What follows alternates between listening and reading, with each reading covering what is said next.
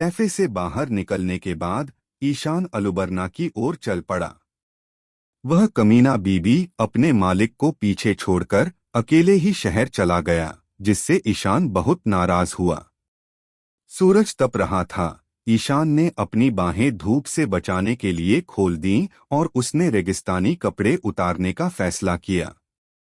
इसके अलावा शिचिबुकाई के रूप में अपनी पहचान उजागर करना बेहतर है, क्योंकि वह मगरमच्छों के इलाके में है और उसका आना उसे जरूर बाहर आकर दूसरे पक्ष से मिलने के लिए मजबूर करेगा। जहां तक बारोक वर्क्स के अध्यक्ष के रूप में अपनी पहचान की बात है, यह हालात पर निर्भर करता है। वैसे भी ईशान को बस ऋतु से मिलने का कोई रास्ता ढूंढना है। जैसे ही ईशान अलुबरना की ओर बढ़ा, अनलकीज अलुबरना के पूर्व में रेनबेस की ओर उड़ गए, जहां कैसीनो रेन डिनर्स उर्फ क्रोकोडाइल्स बेस स्थित था। मगरमच्छ तहखाने में रह रहा था, सिगार पी रहा था, अपने पालतू जानवरों केलेवानी को खिला रहा था। फिर जब उसने मिस फ्राइडे की पंख फड़फड़ाने की आवाज सुनी, मगरमच्छ ने पीछे मुड़कर नहीं देखा और कहा, बदकिस्मत, क्या बात है? बदकिस्मत लड़खड़ाते हुए मगरमच्छ के पास पहुंची और ड्राइंग बोर्ड उसे सौंप दिया। मगरमच्छ ने पहले तो इसे लापरवाही से लिया था, लेकिन पेंटिंग को देखने के बाद उसका दिल दहल गया। उन्होंने पहली नजर में ही ऊपर चित्रित व्यक्ति को पहचान लिया और वे पहले से ही नए शिचिबुकाई ईशान से प्रभावित थे। स्केच के निचले दाएं कोने में ईशान ने जो वाक्य लिखा था, उसने उसे और भी चिंतित कर दिया। उसने लिखा, मगरमच्छ, या मैं तुम्हें मिस्टर शून्य कहूं। खैर, मैं अभी अलुबरना में हूं, बाहर आकर मुझसे मिलो। यह वाक्य देखते ही मगरमच्छ की धड़कनें तेज हो गईं। क्या मतलब है तुम्हारा? इस आदमी का क्या मतलब है? मगरमच्छ ने अपना सिर घुमाया और पूछा, इसे कैसे पता चला? मगरमच्छ ने अपने सिगार से एक लंबा कश लिया, घूम गया और सोफे पर बैठ गया। यान के शब्दों को ध्यान से पढ़ने लगा। दूसरी ओर श्री तेरह ने अपने शरीर से इशारे करके मगरमच्छ को घटना का सामान्य विवरण बताया। यद्यपि वह बोल नहीं सकता था, फिर भी मगरमच्छ उसका आशय समझ गया। उसके अधीन कई कैडर हार गए, लेकिन मगरमच्छ को इसकी कोई परवाह नहीं थी। वह तो बस यान की अलाबस्ता यात्रा के उद्देश्य के बारे में सोच रहा था। मगरमच्छ को संदेह था, इसलिए उसने यान के उद्देश्य को समझने से पहले आसानी से कोई आवेगपूर्ण कदम नहीं उठाया। लेकिन जैसे ही वह अभी भी सोच रहा था, कुछ कदमों की आवाज सुनाई दी और निको ऋतु प्रकट हुआ। उसने एक शानदार मिंक कोट और काउबॉय हैट पहना हुआ था। वह धीरे धीरे आगे बढ़ी और बोली, प्रेसिडेंट, इस बार बदकिस्मत लोग क्या लेकर आए हैं? तुम बिल्कुल सही समय पर आई हो। मगरमच्छ ने सोफे से उसकी तरफ देखा, फिर ड्राइंग बोर्ड उसकी तरफ फेंक दिया। हवा में ही अचानक कहीं से एक कलाई प्रकट हुई, ड्राइंग बोर्ड को पकड़ा और फिर ऋतु की ओर बढ़ा दिया। बोर्ड पर ईशान का चित्र देखकर ऋतु उसे देखती ही रह गई। हालांकि फिर वह धीरे से हंसी और बोली, इस देश में एक और शिचिबुकाई आ गया है। राष्ट्रपति जी, क्या वह आपके लिए आ रहा है? मगरमच्छ ने धुएं का एक बादल छोड़ा, अपनी ठंडी आंखों से ऋतु को देखा और फिर बोलना शुरू किया, ऐसा लगता है कि वह मेरी दूसरी पहचान जानता है और मुझे देखना चाहता है। तो फिर बाहर जाकर उससे मिलो। ऋतु बोली, क्या तुम हमेशा से इस आदमी के बारे में जानने को उत्सुक नहीं रही? यह तो जिज्ञासा से परे है। मुझे तो अपने देश में उसके अचानक प्रकट होने के उद्देश्य की ज्यादा चिंता है। मगरमच्छ ने व्यंग्यात्मक लहजे में कहा, लगता है वह भी प्लूटो के लिए ही आया है। अलाबास्ता साम्राज्य पोनेग्लिफ के एक टुकड़े की रखवाली करता है, जिसके बारे में मगरमच्छ ने बहुत पहले सुना था। उसने जो बारोक कलाकृतियां बनाई, उनका उद्देश्य नेफरतारी परिवार के शासन को उखाड़ फेंकने और एक आदर्श देश की स्थापना करने का था। लेकिन उसका असली मकसद तहखाने में पड़े पोनेग्लिफ को हथियाना था, क्योंकि मगरमच्छ को मिली जानकारी के अनुसार अलाबास्ता शाही परिवार द्वारा संरक्षित पोनेग्लिफ का संबंध प्राचीन हथियार प्लूटो से होने की संभावना है। जहां तक उसकी बात है, मगरमच्छ सोचता है कि ईशान को भी प्लूटो के अस्तित्व का पता था, इसलिए वह नई दुनिया से अलाबास्ता आया था और उससे नाम लेकर मिलने की इच्छा जताई थी। वरना वह इयान के अचानक प्रकट होने की व्याख्या कैसे कर सकता है? मगरमच्छ ने इस मामले पर थोड़ा और सोचा। हाँ, वह ईशान को बिल्कुल नहीं जानता और उससे पहले कभी मिला भी नहीं है। यह बहुत अजीब लगा कि वह बिना बताए अल्बस्ता में आ गया, लेकिन वह नहीं जान पाया कि इयान की यात्रा का उद्देश्य क्या था। दरअसल वह ऋतु को ढूंढने गया था और मगरमच्छ से उसका कोई लेना देना नहीं था। जानकारी के अभाव के कारण क्रोकोडाइल को इस मामले पर अधिक सोचना पड़ा। मगरमच्छ ने ऋतु के साथ सहयोग किया और साझेदारी की ताकि वह पोनेग्लिफ की व्याख्या कर सके और प्लूटो के स्थान के बारे में जानकारी प्राप्त कर सके। मगरमच्छ ने शुरू से ही ऋतु के साथ एक समझौता किया था, इसलिए जब ऋतु ने मगरमच्छ को यह कहते सुना तो वह मुस्कुराए बिना नहीं रह सकी। उसने अपनी काउबॉय हैट का किनारा नीचे करते हुए कहा, तो क्या तुम उससे छुटकारा पाने वाले हो? नहीं। मगरमच्छ अचानक मुस्कुराया और उसके चेहरे पर पड़े निशान उसे बहुत ही खूंखार बना रहे थे। उसने ऋतु की तरफ देखा और कहा, मैं जानना चाहता हूं कि उसे प्लूटो निको के बारे में कितनी जानकारी है। ऋतु, मैं चाहता हूं कि तुम पहले बाहर जाकर उस लड़के से मिलो। ऋतु खिलखिलाकर बोली, हाँ, लेकिन प्रेसिडेंट, क्या आपको डर नहीं लग रहा कि मैं भाग जाऊंगी? पता है, वो भी आपकी तरह शिचिबुकाई है। यह मजाक बिल्कुल भी मजेदार नहीं है। मगरमच्छ का शरीर अचानक सोफे पर गायब हो गया और रेत में घुली हवा के झोंके में बदल गया। वह अचानक ऋतु के सामने प्रकट हुआ। उसने अपने दाहिने हाथ में जहरीली हुक लिए रॉबिन की ठुड्डी उठाई और उससे कहा, निको ऋतु, यह मत भूलो कि तुम कौन हो। हम दोनों जानते हैं कि तुम एक जंगली कुत्ते हो। तुम विश्व सरकार के पीछा से छुपकर ही जिंदा रह सकते हो और सिर्फ मैं ही तुम्हें अपने साथ ले जाऊंगा। क्या तुम्हें लगता है कि अगर उसे तुम्हारी असली पहचान पता चल गई तो वह लड़का जो अभी अभी शिचिबुकाई बना है, सिर्फ तुम्हारी वजह से विश्व सरकार के खिलाफ हो जाएगा?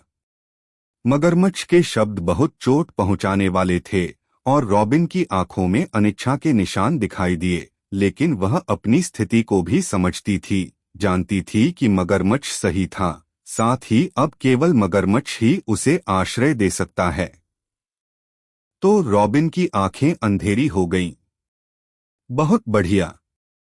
मगरमच्छ ने रॉबिन की आंखों में बदलाव देखा, संतुष्टि से सिर हिलाया और बोला, अब जैसा मैंने कहा था वैसा ही करो। तुम पहले इस बदमाश से मिल सकते हो, है ना? पूरा रविवार मिस कर दोगे? हाँ अध्यक्ष, निको। ऋतु ने सिर हिलाया, मुड़े और चले गए। अलाबास्ता की राजधानी अलुबर्ना की सड़कों पर ईशान ने शहर को एक अनोखे नजरिए से देखा। सूखे से जूझ रहे उन शहरों की तुलना में अलुबर्ना में बारिश की मात्रा अभी भी सामान्य थी, इसलिए यहाँ लोगों का जीवन स्थिर प्रतीत होता है। हालांकि ध्यान से देखने पर वह अभी भी लोगों के चेहरों पर हल्की सी चिंता देख सकता है। दरअसल देश की राजधानी होने के नाते अलुबर्ना सूखे से प्रभावित नहीं हुआ, जो एक अच्छी बात है। शुरुआत में लोगों ने इसे संरक्षक देवताओं के आशीर्वाद का परिणाम माना, लेकिन पिछले 2 सालों से ऐसा ही रहने के कारण लोगों को धीरे धीरे यह अजीब लगने लगा है। आजकल अलाबास्ता के एक और शहर कटोरिया की विद्रोही सेना अलुबर्ना पहुंच चुकी है। यह सभी को स्पष्ट है कि ये विद्रोही सेनाएं यहाँ क्यों आई हैं। यह लगातार पड़ रहे सूखे के डर से अपने गृहनगर से भागने के अलावा और कुछ नहीं है। इसलिए यद्यपि अलुबर्ना आज भी समृद्ध प्रतीत होता है, फिर भी शहर पर युद्ध के बादल मंडराने लगे हैं।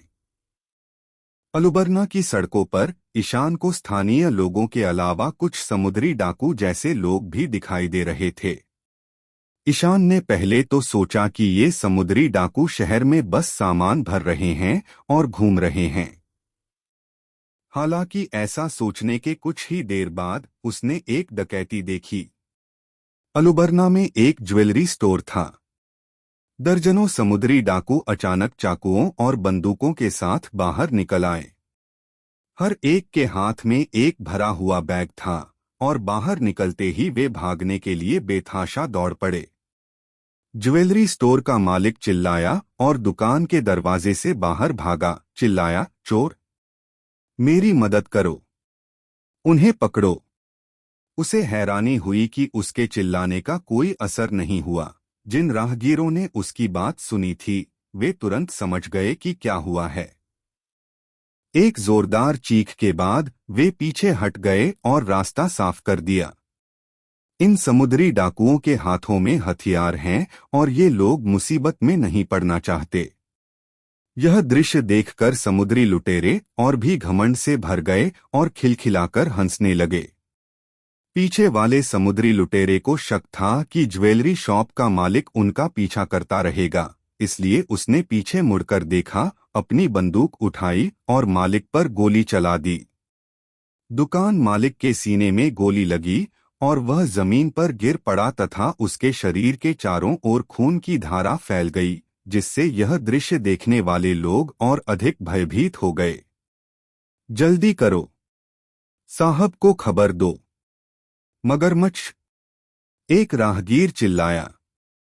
यह वाक्य सबको अपने हीरो की याद दिलाता है, इसलिए ज्यादा से ज्यादा लोग चिल्लाने लगे, सर को इसकी सूचना दो, मगरमच्छ।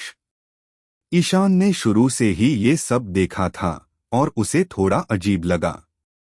जब किसी ज्वेलरी की दुकान में चोरी होती है तो सबसे पहले शहर के पहरेदारों को ढूंढना चाहिए, है ना?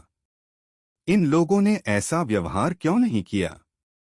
आखिर वे मगरमच्छ को क्यों ढूंढ रहे थे, पहरेदारों को नहीं? हालांकि यह कहना होगा कि आसपास के लोगों की चीख पुकार ने लुटेरों पर जबरदस्त मानसिक दबाव डाला। मगरमच्छ का नाम सुनकर वे घमंड से हंसने की हिम्मत नहीं जुटा पाए, बस थैलों की पकड़ मजबूत की और तेजी से भाग गए। उन्होंने सड़क पर पैदल चलने वालों को लात घूंसों से पीटा और धक्का देकर ईयान की दिशा में बढ़ गए। एक बच्चा जो समय रहते भाग नहीं सका, एक समुद्री डाकू के रास्ते में आ गया, जिससे वह लड़खड़ाकर जमीन पर गिर पड़ा। गिरने से समुद्री डाकू को चोट लग गई। वह गुस्से से उठा और बच्चे पर चिल्लाया, अरे बच्चे, क्या तुम इतनी कम उम्र में मरना चाहते हो? इसके बाद उसने अपनी बंदूक निकाली और बच्चे पर निशाना साधकर उसे गोली मारना चाहा। बंदूक निकालते ही ईशान को एहसास हुआ कि क्या होने वाला है और भीड़ में वह अपना सिर हिलाए बिना नहीं रह सका। ये क्रूर समुद्री डाकू हर जगह मिल सकते हैं। तो वह चला गया। जब डाकू ने अपनी बंदूक निकाली और ट्रिगर दबाने ही वाला था, तभी एक विशाल फ्लाइंग स्लैश कहीं से आया और उसकी कलाई पर वार कर दिया। समुद्री डाकू तुरंत चिल्लाया और अपने कटे हुए हाथ को पकड़ लिया, जो एक फव्वारे में बदल गया, और चिल्लाता रहा। उसकी चीखों ने न केवल उसके साथियों की आश्चर्यचकित आंखों को आकर्षित किया, बल्कि उसके आसपास के लोग भी चौंक गए। चिपक जाओ, चिपक जाओ।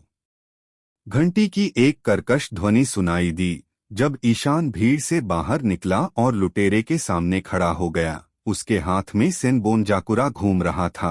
फिर जब तलवार के चारों ओर कुछ गुलाबी पंखुड़ियां तैरने लगीं, तो ईशान ने समुद्री लुटेरों के स्थान पर वार किया। एक विशाल चापाकार प्रक्षेपास्त्र लुटेरों की ओर जमीन से टकराया। उड़ते हुए स्लैश ने जमीन चीर दी, पीछे एक गहरी खाई छोड़ दी और लुटेरों के बीच में जा धंसा। केंद्र में पहुंचने के बाद तेज हवा के दबाव में वह फट गया और चारों दिशाओं में फैल गया। दर्जनों लुटेरे उड़ गए। ईशान अपनी तलवार ऊर्जा को सटीक रूप से नियंत्रित करने में सक्षम हो गया है और यह उसके द्वारा किए गए कार्य से सिद्ध होता है। उसने किसी निर्दोष व्यक्ति को चोट पहुंचाए बिना सीधे इन समुद्री डाकुओं पर हमला किया। अलुबर्ना के निवासी तलवार के प्रहार से जमीन पर बनी खाई को देखते रहे और एक क्षण के लिए वे कोई प्रतिक्रिया नहीं दे सके। लेकिन समुद्री लुटेरों के लिए ऐसा नहीं था। उठने के बाद उन्होंने तलवार का निशान देखा और डरी हुई नजरों से ईशान को देखने से खुद को रोक नहीं पाए। बैग नीचे रखो, हाथ सिर के पीछे रखो और घुटनों के बल जमीन पर बैठ जाओ। ईशान ने धीमे से समुद्री लुटेरों की तरफ इशारा करते हुए कहा। इसका मतलब है कि उन्हें आत्मसमर्पण कर देना चाहिए, अन्यथा। हालांकि इन लुटेरों ने इयान की ताकत देखी थी, वे इस स्तर पर हार मानने को तैयार नहीं थे। हालांकि इस समय भीड़ से अचानक एक आवाज आई, यदि आप नए शिचिबुकाई को नाराज नहीं करना चाहते हैं तो आपको वही करना चाहिए जो उसने आपको बताया है। जब ईशान ने आवाज सुनी तो वह दंग रह गया और भीड़ की ओर देखने लगा कि कौन बात कर रहा है। हालांकि इससे पहले कि उसे पता चले, सभी निवासियों ने अंततः प्रतिक्रिया व्यक्त की। नया शिचिबुकाई? क्या शहर में कोई और शिचिबुकाई है? आह, हाँ, यह सच है। वह टोपी वाला नया शिचिबुकाई है, वह ईशान सामा है, काला ड्रैगन। ये तो सच में वही है। ये तो कमाल है। अलाबस्ता की रक्षा के लिए 2 शिचिबुकाई हैं। शिचिबुकाई अमर रहें। यह ईशान समा है। ईशान को पता ही नहीं चला कि यह कैसे हुआ। अचानक अलुबर्ना के निवासियों ने उसका नाम पुकारा। लोग ईशान को सम्मान और श्रद्धा से देखने लगे। समुद्री लुटेरों ने भी यही किया। शिचिबुकाई शब्द सुनते ही उन्होंने तुरंत आत्मसमर्पण कर दिया, अपने हथियार और बैग नीचे रख दिए और जमीन पर घुटने टेक दिए। यह दृश्य देखकर लोग और भी जोर से जयकार करने लगे। शुक्रिया, शुक्रिया भगवान ईशान। एक महिला ने उस बच्चे को गले लगाया जो मरने वाला था, फिर ईशान के सामने घुटनों के बल बैठ गई और आंखों में आंसू भरकर बोली, मेरे बच्चे को बचाने के लिए शुक्रिया। अचानक हुए इस वीरतापूर्ण व्यवहार से ईशान स्तब्ध रह गया। क्या हो रहा है? बाद में ईशान को याद आया कि मगरमच्छ इस देश में बहुत लोकप्रिय था, क्योंकि उसने इस देश में लूटपाट और हत्या करने वाले कई समुद्री लुटेरों को बार बार हराया था। अलाबस्ता के लोग उसकी शक्ति की पूजा और प्रशंसा करते थे, उसे हीरो मानते थे, और जब भी उनका सामना लुटेरों या समुद्री लुटेरों से होता था तो सबसे पहले वे उसकी मदद लेने के बारे में सोचते थे। मगरमच्छ भी एक शिचिबुकाई है, इसलिए यहाँ के लोग इस उपाधि का बहुत सम्मान करते थे।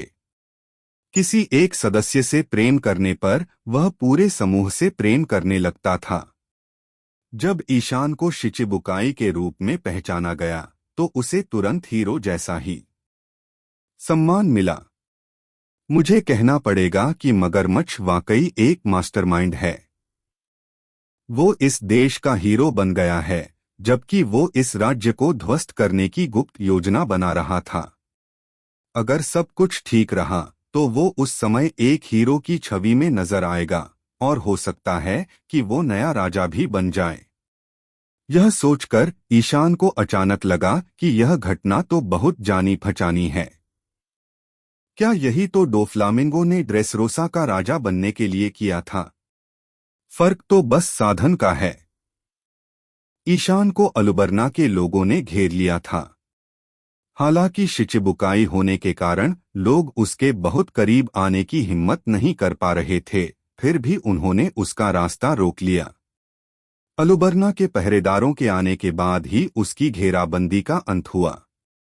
लुटेरों के समूह को गिरफ्तार कर लिया गया, और जब सेनापति को पता चला कि ईशान भी एक शिचिबुकाई था तो उसने तुरंत उसका सम्मान किया और भीड़ को खाली करने के लिए अपने सैनिक को भेजा।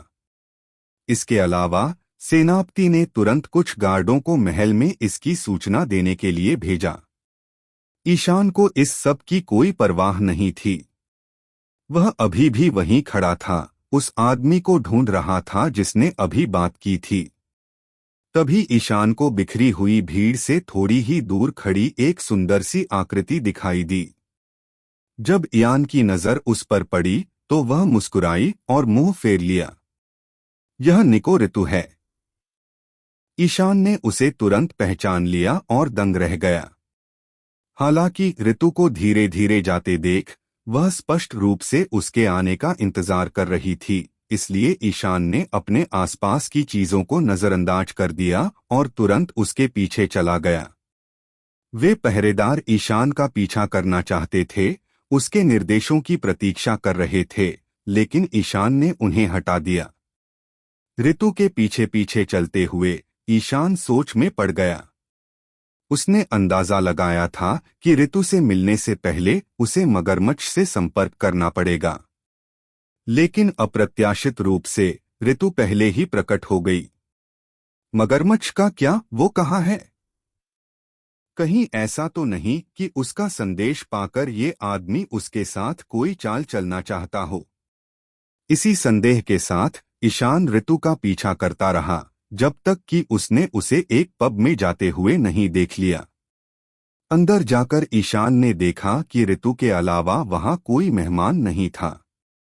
सिर्फ एक बारटेंडर उसे वाइन परोस रहा था। निको ऋतु बार के सामने शान से बैठी थी, आगे की ओर झुकी हुई थी और अपनी ठुड्डी पकड़े हुए उस आदमी के शराब खत्म करने का इंतजार कर रही थी। ईशान उसके पास गया और उसके बगल में बैठ गया। जैसे ही वह बैठा, ऋतु ने मुड़कर उसकी तरफ देखा, मुस्कुराई और बोली, सर ईशान, मैं पूरे रविवार मिस करूंगी। मैं बारोक वर्क्स की वाइस प्रेसिडेंट हूं। आपको देखकर बहुत खुशी हुई। ऋतु एक बेहद समझदार महिला हैं। उनकी प्यारी मुस्कान पुरानी किताबों की खुशबू ताजगी देती है। उनका शांत चेहरा लोगों का दिल जीत लेता है। ईशान के साथ भी यही हुआ। बैठते ही उसने उस खूबसूरत महिला को देखा जो बहुत ही शालीन लग रही थी और कुछ देर तक उसे देखता ही रह गया। ऋतु अब भी अपनी काउबॉय हैट पहने हुए है। उसके किनारे के नीचे कंधों तक लंबे खूबसूरत काले बाल थे। उसकी गहरी गहरी आंखें और खूबसूरत चेहरे की विशेषताएं थीं। शायद कम उम्र में हुई त्रासदी, कई विश्वासघात और अधिकारियों से लगातार बच निकलने की वजह से ऋतु काफी परिपक्व दिखती थी। उसे दूसरों के साथ घुलना मिलना आता था। जब ईशान ने उसकी तरफ देखा तो उसने कोई संयम नहीं दिखाया, बल्कि शांति से मुस्कुराई और ईशान की तरफ देखा। ईशान को यह नहीं पता कि जब वह ऋतु को घूर रहा था तो वह भी उसे देख रही थी। दोनों की स्थिति का वर्णन करने पर ऐसा प्रतीत हो सकता है कि वे एक दीर्घकालिक रिश्ते में बंधे हुए थे।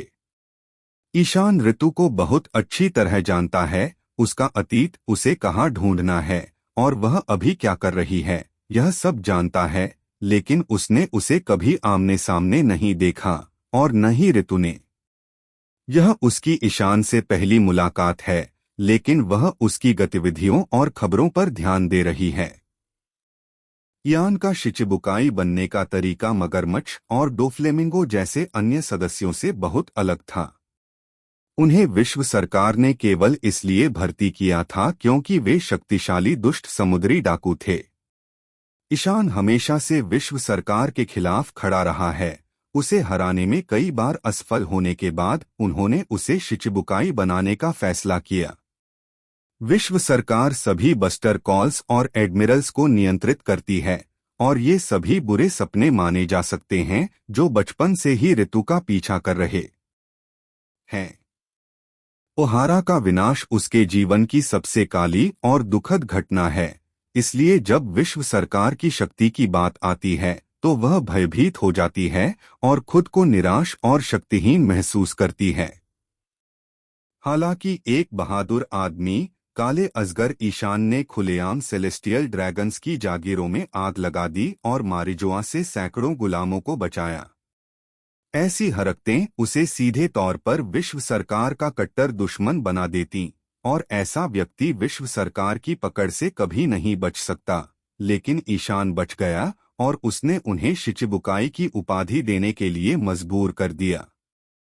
सभी लोग ऐसे ही होते हैं जब वे उन चीजों का सामना करने में असमर्थ होते हैं जिनसे वे डरते हैं, तो वे गुप्त रूप से उन लोगों की पूजा करते हैं जो इन चीजों का सामना कर सकते हैं। हाँ, ईशान को यह नहीं पता कि ऋतु वास्तव में उसकी प्रशंसा करती है। यही कारण है कि वह उस पर नजर रख रही है। कुछ देर दोनों एक दूसरे को चुपचाप देखते रहे। फिर अचानक ईशान मुस्कुराया और ऋतु से पूछा, पहले भीड़ में तुम ही बोली थी ना? तुम्हारी आवाज बहुत खास है और किसी भी शोरगुल में तुम्हें पहचाना जा सकता है। ऋतु मुस्कुराई और बोली, मुझे उम्मीद है कि आपको अपनी पहचान उजागर करने में कोई आपत्ति नहीं होगी। ईशान ने सिर हिलाया। अलुबरना में घुसने के बाद उसने अपनी पहचान छिपाने के बारे में नहीं सोचा। पहचाने जाने से बेहतर था, क्योंकि इस तरह मगरमच्छ उसे आसानी से ढूंढ सकता था।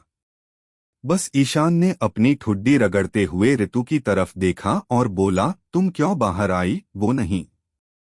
मगरमच्छ का क्या हुआ? वो कहाँ है? जब दोनों बातें करने लगे तब तक वेटर वाइन डालकर चुपचाप चला गया था। दरअसल यह पब असल में बारोक वर्क्स के अधीन था। मगरमच्छ का ऑर्डर मिलने के बाद ऋतु ने ईशान से मिलने और बात करने के लिए यही जगह चुनी। यही वजह थी कि मधुशाला में कोई और मेहमान नहीं था, इसलिए अगर ईशान सीधे मिस्टर शून्य को मगरमच्छ भी कहता तो कोई सुन नहीं पाता। ऋतु मुस्कुराई और खिलखिलाकर हंसी, फिर अपने सामने रखे वाइन के गिलास से एक घूंट लिया। तुम्हें सचमुच राष्ट्रपति की असली पहचान पता है? अब मैं बहुत उत्सुक हूं। क्या सभी शिचिबुकाई के पास एक बेहतरीन खुफिया एजेंसी है? हाँ हाँ। ईशान मुस्कुराया और उसे पता चल गया कि ऋतु ने उसे गलत समझा है, इसलिए उसने कहा, मुझे कैसे पता चला, इस पर चर्चा करने की जरूरत नहीं है। ये छोटी मोटी बातें हैं। ठीक है। ऋतु ने सिर हिलाया और कहा, राष्ट्रपति को आपके इरादों पर कुछ शक है, इसीलिए मैं आपका स्वागत करने पहले आई हूं। रॉबिन का जवाब सुनकर ईशान अपने होंठ सिकोड़े बिना नहीं रह सका। यह मगरमच्छ वाला आदमी वाकई बहुत सतर्क है, लेकिन फिर भी इस तरह की सतर्कता तो स्वाभाविक है। आखिर किसी बेवकूफ को ऐसी उपाधि नहीं मिलनी चाहिए। तत्व उत्तर उस परछाई वाले को शामिल किए बिना XD। लेकिन बदकिस्मती से मगरमच्छ को कभी अंदाजा नहीं था कि इयान का अलबस्ता आने का मकसद उसे या प्लूटो को ढूंढना नहीं, बल्कि ऋतु से मिलना है। शुक्र है कि वह सतर्क था। ऋतु को पहले उससे संपर्क करने के लिए भेजना वाकई एक बड़ी बात थी, जिससे ईशान की बहुत सी परेशानी और समय बच गया।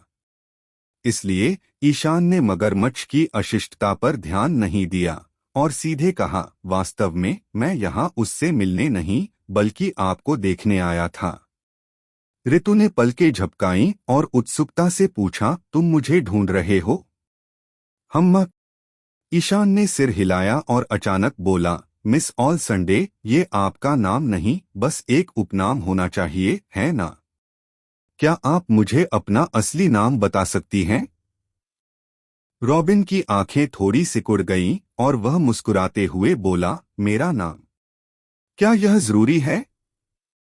बिल्कुल, ईशान ने मुस्कुराते हुए कहा, क्योंकि मैं मिस ऑल संडे नहीं बल्कि निको ऋतु नाम की एक औरत ढूंढ रहा हूं। ऋतु हैरान सी दिखी। निको ऋतु? तुम किसकी बात कर रही हो? मैं उसे नहीं जानती सर ईशान, मुझे लगता है कि तुम मुझे कोई और समझ बैठे हो। ऋतु ने अपनी पहचान छिपाने की कोशिश की, लेकिन जब उसने उसका नाम लिया तो उसकी आंखों में घबराहट देखी। ईशान उसकी भावनाओं को समझ सकता है कि वह अपना असली नाम बताने को तैयार नहीं है। अगर उसे ठीक से याद है तो रॉबिन के मौजूदा वांटेड पोस्टर पर अभी भी उसकी बचपन की तस्वीर लगी है। ओहारा से भागने के बाद से वह इतने सालों से भाग रही है, छिपती रही है, और जैसे जैसे वह बड़ी होती गई, उसका रूप रंग बचपन से काफी बदल गया, और वह अपना नाम जितना हो सके छिपाती रही। जब से उसने क्रोकोडाइल का पीछा करना शुरू किया है, वह मिस ऑल संडे उपनाम का इस्तेमाल करती रही है और छुपकर रहती है। अचानक ईशान ने उसे उसके नाम से पुकारा, जिससे वह थोड़ी घबरा गई। मुझे गलत मत समझना। ईशान मुस्कुराया और बोला, मैं तुम्हें कुछ नहीं करूंगा। मुझे यह भी पता है कि मगरमच्छ तुम्हारी असली पहचान जानता है। तो अगर मुझे नहीं पता कि तुम कौन हो, तो कोई मतलब नहीं बनता, है ना? ऋतु समझ गई कि उसे ढूंढ लिया गया है, लेकिन उसके चेहरे की मुस्कान गायब थी। उसने धीरे से अपने बालों के किनारों को दबाया और अपनी लटों को ढक लिया। वह बोलने लगी, देखो तुम सही कह रही हो, मैं निको ऋतु हूँ, लेकिन तुम मुझे क्यों ढूंढ रही हो? उसकी हरकत देखकर ईशान थोड़ा असहाय हो गया। वह अच्छी तरह जानता था कि रॉबिन की हरकत असल में उसके रक्षात्मक तंत्र का प्रकटीकरण थी, यह बस उसका अवचेतन था। ऋतु इतने सालों से मानव जाति की विभत्सता की आदी हो चुकी है, इसीलिए उसने दूसरों के खिलाफ एक रक्षा तंत्र स्थापित किया है। ईशान जानता था कि असली नाम बताने से वह सतर्क हो जाएगी, लेकिन उसके पास अपने लक्ष्य तक पहुंचने का कोई और रास्ता नहीं था। जैसा कि उसने पहले कहा था, वह निको ऋतु को ढूंढ रहा है, किसी और को नहीं। अगर वह नहीं मानी तो हालात और मुश्किल हो जाएंगे। आखिरकार ईशान ऋतु को ढूंढ रहा है, ताकि वह पोनेग्लिफ की प्राचीन लिपि का अनुवाद कर सके जो उसे मिली थी। ईशान ने सिरदर्द के कारण अपनी भौहें रगड़ी और महसूस किया कि उसे ऋतु को उसकी सुरक्षा कम करने देनी चाहिए, इसलिए उसने कुछ देर सोचा कि क्या कहे। ऋतु, क्या मैं तुम्हें ऋतु कह सकता हूँ? तुम तो आखिर शिचिबुकाई हो, जो चाहो कर सकते हो, ऋतु ने धीमे स्वर में कहा। रॉबिन की धीमी आवाज सुनकर ईशान ने आह भरी और उससे सकारात्मक रूप से कहा, मुझे ईमानदारी से कहना चाहिए, हालांकि मैं आपके अतीत और आप कौन हैं यह जानता हूं, मैंने कभी भी आपके खिलाफ काम करने या आपका उपयोग करने के बारे में नहीं सोचा। मानो या न मानो, लेकिन अगर माहौल इसी तरह रहा तो हम बातचीत नहीं कर पाएंगे। ऋतु ने आश्चर्य से ईशान की तरफ देखा। ईशान ने बहुत गंभीर स्वर में यह बात कही, जिसका उस पर थोड़ा असर भी हुआ। आखिरकार उसने सिर हिलाकर कहा, ठीक है। ईशान ने उसकी तरफ देखा और यकीन दिलाया कि वह सचमुच सुनने को तैयार है, इसलिए उसने फिर से बात शुरू की। मैंने सुना है कि तुम ओहारा की अकेली जीवित बची हो और तुम प्राचीन लिपि पढ़ने में सक्षम हो, इसीलिए विश्व सरकार ने तुम्हारा पीछा किया था।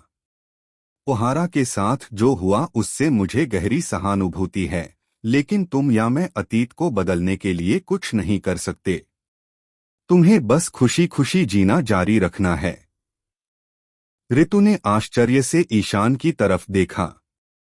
उसे उम्मीद नहीं थी कि इतने सालों बाद कोई उसे खुशी से जीने के लिए कहेगा।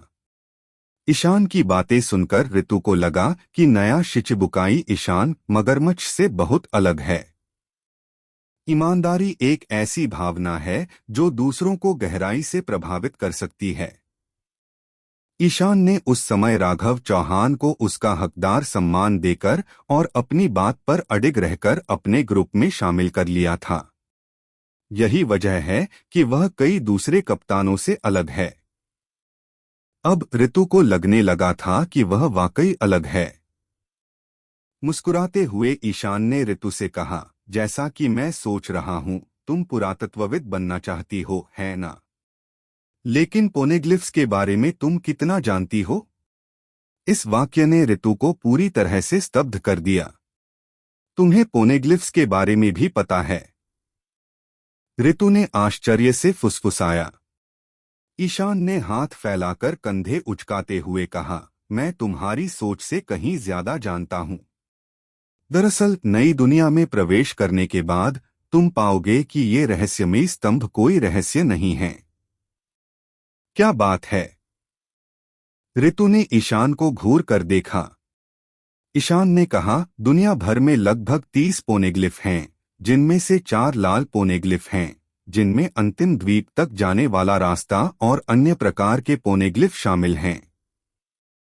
लेकिन अगर मेरी जानकारी सही है तो उस वर्ष ओहारा ने 0 शताब्दी के रिकॉर्ड के साथ एक पोनेग्लिफ का अनुवाद करना शुरू किया। उसने ऋतु को इन स्तंभों के बारे में जो कुछ भी पता चला था वह सब बताया, और जाहिर है यह जानकारी उसने पहली बार सुनी थी, इसलिए उसने ईशान को गौर से देखा और उसने उत्सुकता से ईशान द्वारा कहे गए हर शब्द को लिख लिया। हालांकि ऋतु उथल पुथल भरी जिंदगी जी रही है, फिर भी वह सभी पोनेग्लिफ्स को पढ़ने और सच्चा इतिहास उजागर करने के अपने सपने को पूरा करना चाहती है, क्योंकि यही वह विरासत है जिसे उस समय उसकी मां ने आगे बढ़ाया था। हालांकि वह अकेली थी और उसके पास खुद की रक्षा करने के लिए आवश्यक ताकत नहीं थी। उसे अपने सपने को पूरा करने के लिए मगरमच्छ जैसे मजबूत साथी पर निर्भर रहना पड़ा। इसलिए भले ही वह प्राचीन लिपि पढ़ सकती हो, उसे अभी तक कोई पोलीग्लिफ नहीं मिला है। यहाँ तक कि ईशान ने जो कहा वह भी उसने पहले कभी नहीं सुना था। ऋतु को पोनेग्लिफ्स के बारे में बहुत कम जानकारी है। हालांकि वह वर्षों से अपने भ्रमण काल में कई भूमिगत संगठनों के संपर्क में रही है, उसे इन स्तंभों के बारे में कुछ जानकारी मिली है, लेकिन ज्यादातर अस्पष्ट थी। उसकी जानकारी में कई ऐतिहासिक स्तंभ हैं और उनमें से केवल एक ही सच्चा इतिहास दर्ज करता है, और वह इसी की खोज में लगी हुई है। इसलिए जब उन्हें पता चला कि पोनेग्लिफ्स के इतने सारे वर्गीकरण हैं तो उन्हें आश्चर्य हुआ। हालांकि उसके मन में भी कुछ संदेह थे, इसलिए उस लड़के की बात सुनने के बाद वह खुद को यह पूछने से नहीं रोक सकी, तुम मुझे यह सब क्यों बता रहे हो? मुझे कुछ अदलाबदली चाहिए। ईशान ने एक पल सोचा और जवाब दिया, क्योंकि अब मुझे तुम्हारा ज्ञान चाहिए। ऋतु कुछ देर चुप रही, फिर अचानक पूछा, क्या आप भी अलाबस्ता के पोनेग्लिफ की तलाश में हैं? मगरमच्छ की तो बात ही छोड़िए, अब तो ऋतु को भी शक हो गया है कि ईशान अलाबस्ता में पोनेग्लिफ ढूंढने आया था। ऋतु के पास और कोई वजह नहीं है कि उसने मिलते ही उसे पोनेग्लिफ के बारे में इतनी सारी जानकारी क्यों दी। इसके अलावा उसे अलाबस्ता राज्य में ऐसा कुछ भी नहीं मिला जो एक साथ 2 शिचिबुकाई को आकर्षित कर सके। मगरमच्छ ने ऋतु को यह काम दिया था कि वह इयान की यात्रा का असली उद्देश्य पता लगाए, इसलिए उसने उससे सीधे पूछ लिया। उसके प्रश्न से ईशान ने देखा कि उसके प्रति उसकी सतर्कता फिर से जागृत हो गई है और यह स्थानांतरित हो गई है। यदि पहले उसकी रक्षा तंत्र सक्रिय हो गई थी क्योंकि उसने उसकी असली पहचान बता दी थी, तो वर्तमान सतर्कता पोनेग्लिफ के उद्देश्य से थी। ऋतु सोचने लगी कि ईशान भी मगरमच्छ की तरह महत्वाकांक्षी है। यह एहसास होते ही ईशान मन ही मन आहें भरने लगा कि ऋतु जैसी चालाक औरत के साथ काम करना आसान नहीं है। यह कोई संयोग नहीं है कि वह इतने सालों तक ऐसी परिस्थितियों में जीवित रह पाई। यह औरत वाकई बहुत चालाक है। हालांकि उसने बेचारे लड़के को पूरी तरह से गलत समझा। ईशान हल्के से मुस्कुराया, अपना सिर हिलाया और कहा, मुझे अलाबस्ता में छिपे हुए पोनेग्लिफ के बारे में पता है, लेकिन मैं इसके लिए नहीं आया था।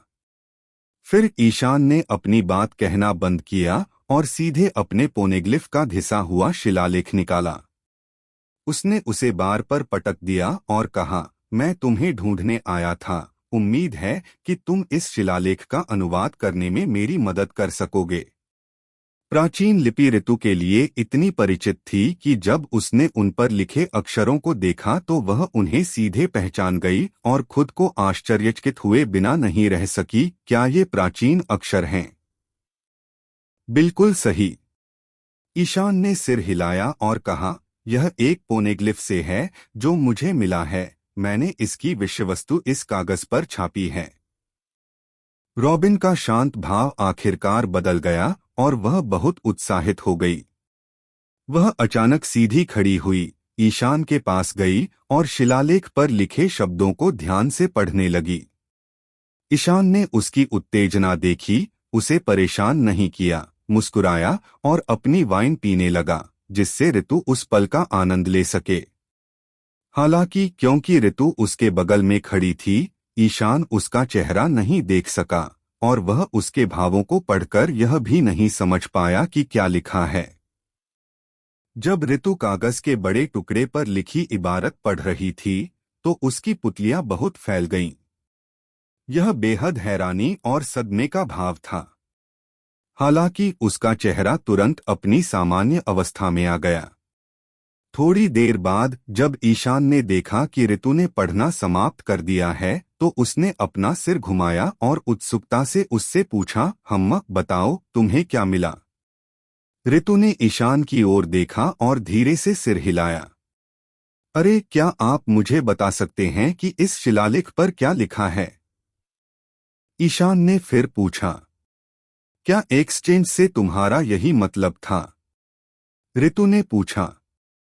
ईशान ने सिर हिलाया, मैं इसी के लिए आया था।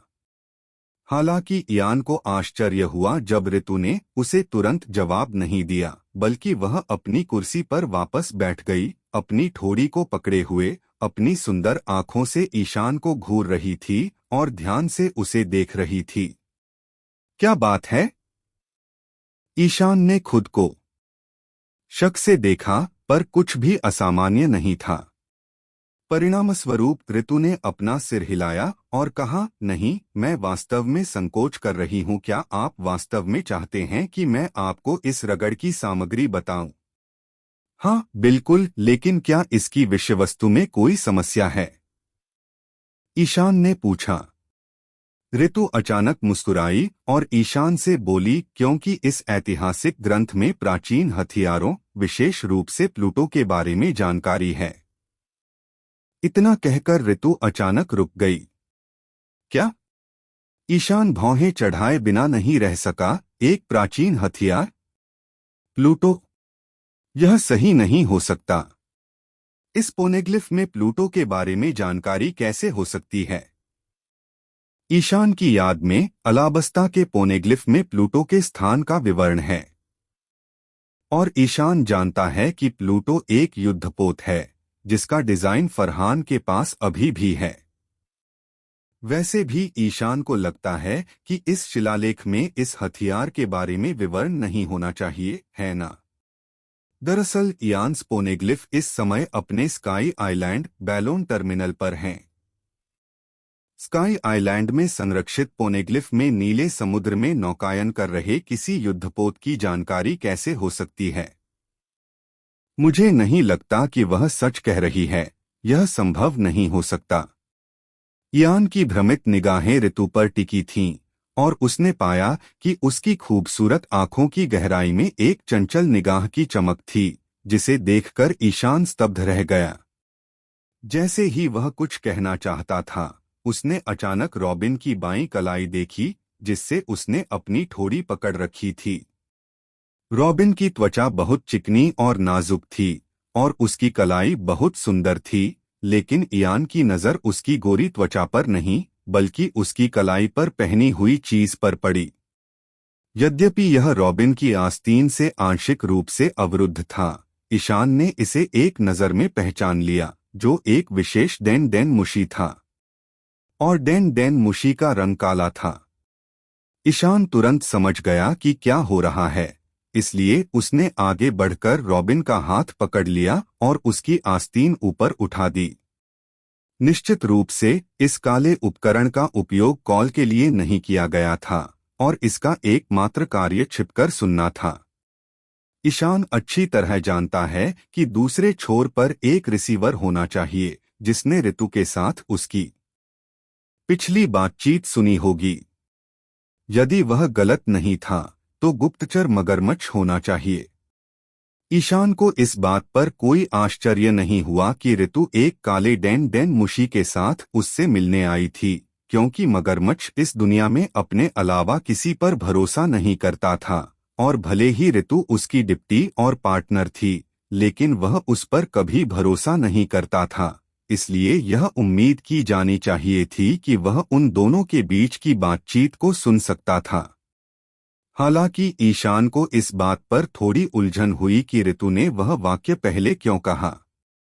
रॉबिन की मजाकिया आंखों को देखते हुए ईशान को समझ नहीं आ रहा था कि वह क्या सोचे।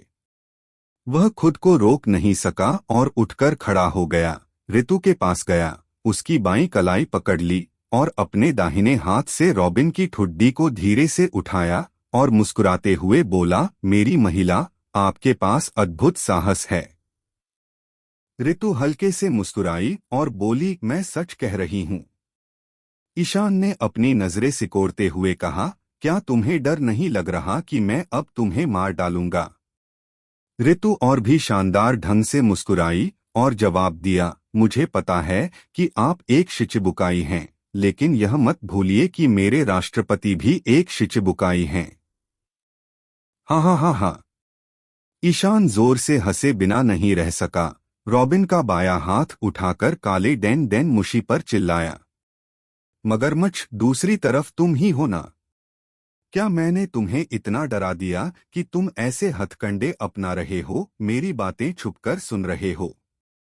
ब्लैक डैन डैन मुशी जवाब नहीं दे सकता, लेकिन मगरमच्छ को ईशान द्वारा कहे गए हर शब्द को सुनना चाहिए। हालांकि उसके बाद बाहर से एक अजीब आवाज आई। ईशान ने सिर घुमाकर पब के दरवाजे की तरफ देखा। लकड़ी का दरवाजा धीरे धीरे पीला पड़ रहा था, फिर तेजी से रेत के ढेर में बदल गया और जमीन पर गिर गया। पब का दरवाजा टूट गया और एक लंबा व्यक्ति, जो लंबे काले फर कोट में था और उसके मुंह में एक बड़ा सिगार था, दरवाजे पर दिखाई दिया। लड़के, किसी ने तुम्हें यह नहीं बताया कि तुम्हें अपने वरिष्ठों का सम्मान करना चाहिए? मगरमच्छ अंदर आया। यह आदमी आखिरकार दिखाने के लिए तैयार था, लेकिन ईशान को यकीन था कि वह केवल काले डैन डैन मुशी से रॉबिन के शब्द सुनने के बाद ही दिखाई दिया था।